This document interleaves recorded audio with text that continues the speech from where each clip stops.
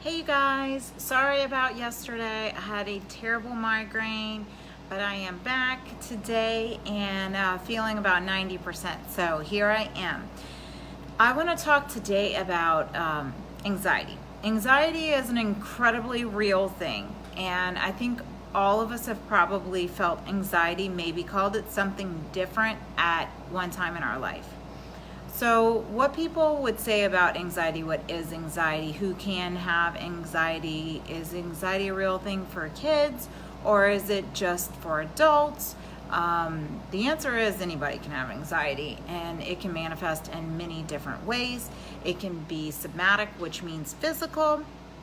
It could be both. It could be so debilitating that people don't even leave their homes.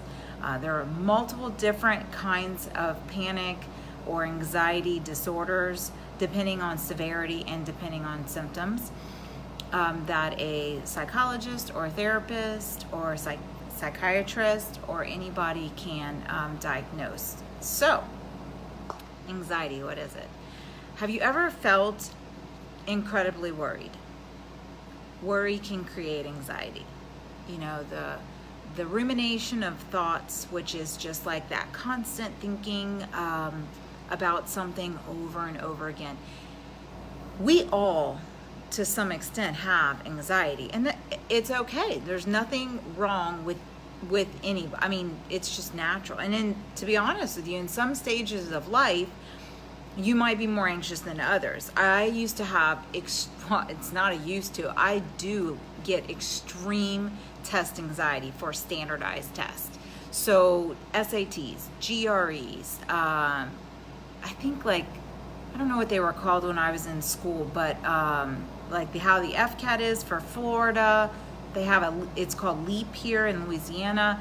I don't know what it was called when I was in school, but anyway, those big cumulative tests were extremely worrisome for me, and they created a lot of anxiety, and I see a lot of kids suffering from anxiety from that now, my own children included. I mean, I have a 10-year-old who is like, oh mom, I'm so worried the LEAP test is coming up. And the thing is that he scores really well on it, and unfortunately I feel like and this is just in my particular situation, that the school influences a lot of my son's anxiety because they prepare the kids, like the big test is coming, and in some ways it's good to prepare, but in other ways for some children it just continues to create that building anxiety until it culminates when they're right on top of it,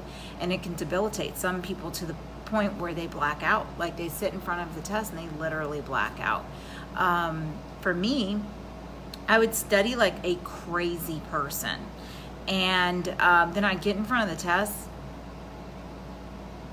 and I didn't feel that I was panicking, but it was like I knew nothing. Like, I never studied a day in my life, and then the panic started to set in. Like, I've been studying so hard, and now look. And then minutes passed, and half hour passed, and hour, and then now I'm on that time crunch. Like, there's only 3 hours left to take this test. So it's rough. There are things that you can do to combat the anxiety. I've worked on it myself. I've done them with young kids. I've done them with adults. And it's absolutely not just related to tests, of course. Some people don't like speaking in front of a group. Some people don't like job interviews or crowds or lots of things. Some people have been fine for a very extended amount of time in their life, and then out of nowhere, they start to have these panic attacks. That's when it's incredibly important, you guys, to seek out therapy. Depending on the severity, will depend on whether or not you need to go to a psychiatrist to get medication prescribed. But although your PCP can absolutely prescribe anxiety medication, I strongly believe that trying therapy first is always the best course of action. If it's super severe, having a medication to go along with therapy to basically allow your body enough relaxation in order to process what's going on in therapy and learn those coping skills in order to manage your anxiety on your own without any medication sometimes is needed. But I always advocate for trying therapy first. There's all kinds of different types of therapists out there, and it's important to try to find the one that fits best, whether it's a man or a woman or play therapists. Play therapists are not just for kids, even though I think people tend to think that it's not. So I think it's super important for everybody to do the research and to really seek out the help as needed. And sometimes medication is needed to get through those rough patches, and then you can wean yourself off, or maybe you didn't have to utilize it at all. But so back to anxiety, things that you can do to combat anxiety. When you go to therapy and you describe that I can't breathe, I'm having like heart palpitations, I feel like I'm having there's differences. Anxiety attacks are different sometimes from panic attacks, and people that are agoraphobic that just don't even want to leave their house. It's gotten so severe. There's so many different kinds of panic out there and anxiety out there. There are breathing exercises, there are mindfulness exercises. Some people can use meditation.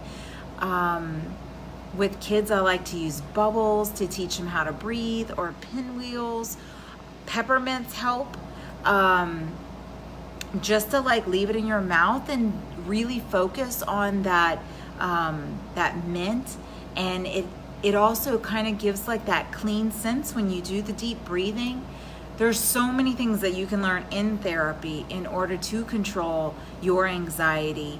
To help you manage. Anxiety can come at any time. Anxiety can also look like a headache. I have a headache every single day. When you really if you go to therapy and you think and you talk about what's going on in your life, you may not think that you're worrying about something, but you are. There's those underlying issues that you have convinced yourself are not there, but they are showing themselves in headaches, or some people get vertigo. There's all kinds of somatic symptoms, which are physical symptoms that are related to anxiety. So if you guys are at any point feeling any kind of panic or worry, you're losing sleep, you're not eating correctly, you feel that racing thoughts in your mind, or the racing thoughts of your heart, the racing of your heart, all those things can be related to anxiety, and they absolutely can be handled and managed by yourself, and you can learn those techniques in therapy. If they're super severe, you can absolutely go to a psychiatrist and get what you need based on what they evaluate you for. So you guys, I am stressing, anxiety can show its face in many different ways and many different ages, and for our kids that are feeling that pressure of these crazy tests that if they don't pass, they're going to get held back, or they're not going to make it into college. There are so many things as parents that we can do, or as friends, family, for adults, for kids, for everybody. So please seek the help that you need. Ask. Don't just sit and have that worry. Don't live with that worry. It is going to affect your mental health. It's going to affect your physical health, and it's not worth it. Figure out what is causing it, and let's figure out a way to fix it. If you guys need anything, pop me a message. Have a good night.